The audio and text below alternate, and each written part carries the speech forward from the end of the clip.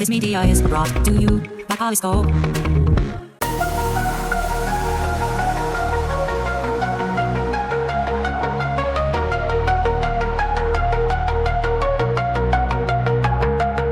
In the realm of tomorrow, where techniques mind, we ponder, we dream. Good morning, everyone, and welcome to ThinkFuture, show 1072. Thanks for joining us. So today I want to talk a little bit about versions of ourselves in AI. So there were a couple of really interesting articles in AIdaily.us, our sister publication, talking about there were two specific articles that I want to focus on. And one of them was from a company called Teleperformance. And Teleperformance is a company that has call center reps. And what was happening is that they were having issues with their call center reps' accents, especially those who were situated overseas speaking to American callers. And some of the issues that they came up with, some of the complaints, were that their accents were so heavy. They were speaking English, but their accents were so heavy that the callers wouldn't be able to understand them. So what they did is that they created this AI engine that actually processes out the accents as the call goes out. So I would call as an American to this individual. The individual would pick up the phone and they would hear my voice. And that my voice would even be processed so that it would be easier for the rep to listen to. And then when they responded to me, AI would process the voice to such a degree that it would remove the heavy accent and then send the message back to me. So AI was acting as an intermediary, not actually extracting my voice and sending it along. It would extract a version of my voice, so a version of the call center rep. In another story, Google filed a patent to be able to accept phone calls in the same way as if it was a human being. So it would almost create an avatar of myself, and it would be able to accept my phone calls and respond on my behalf.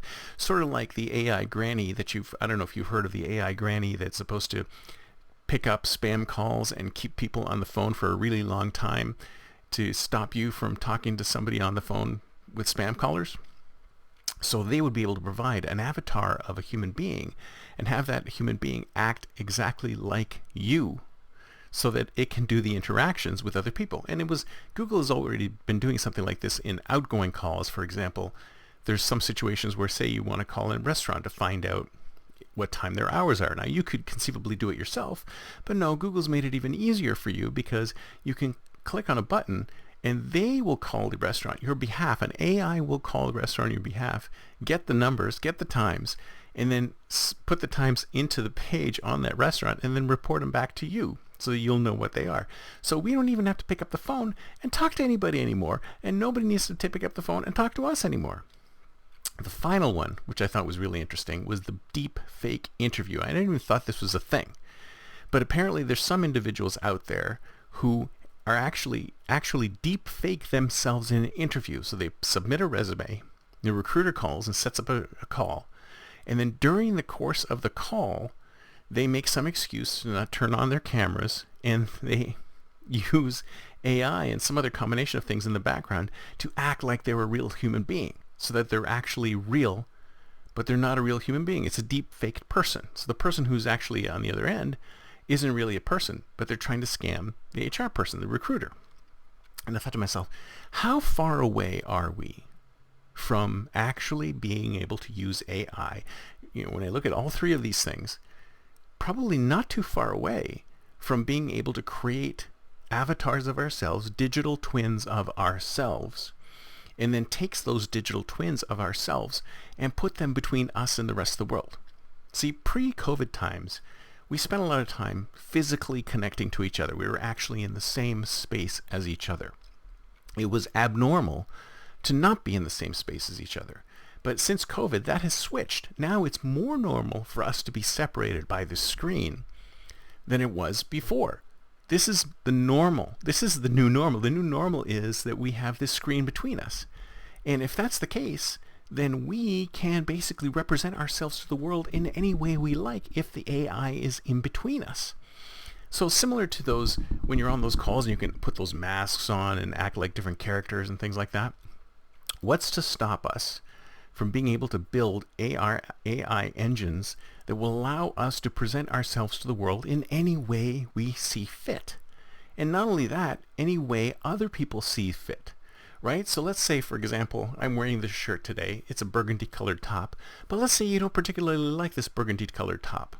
Maybe you'd like to see me in a navy blue shirt, which you could actually click a few buttons and your version of me would be dressed differently. You could say, well, I like the sound of his voice, but maybe I want it a little deeper. Maybe I want it lighter. Maybe I want to give him hair because I don't like talking to a bald guy. That's possible too. So I can change my appearance. But wouldn't it be interesting if you could change the appearance of everybody that you're communicating with? Put them in a different outfit. Give them a different background. Give them hair. Take their hair away. Whatever you want.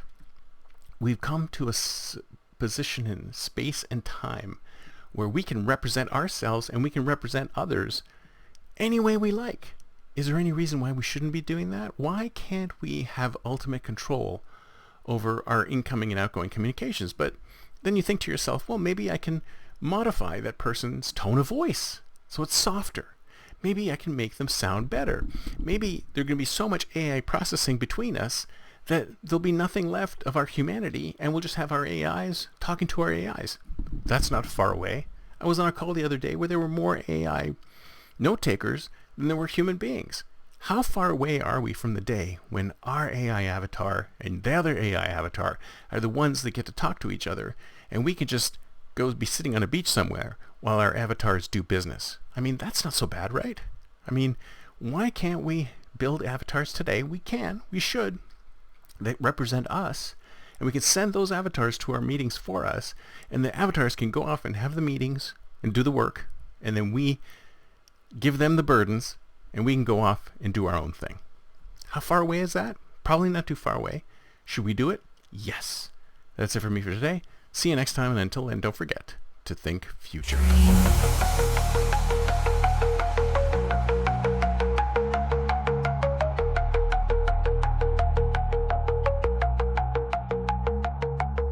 Pixels and philosophies merge and mold, a future untold, unseen.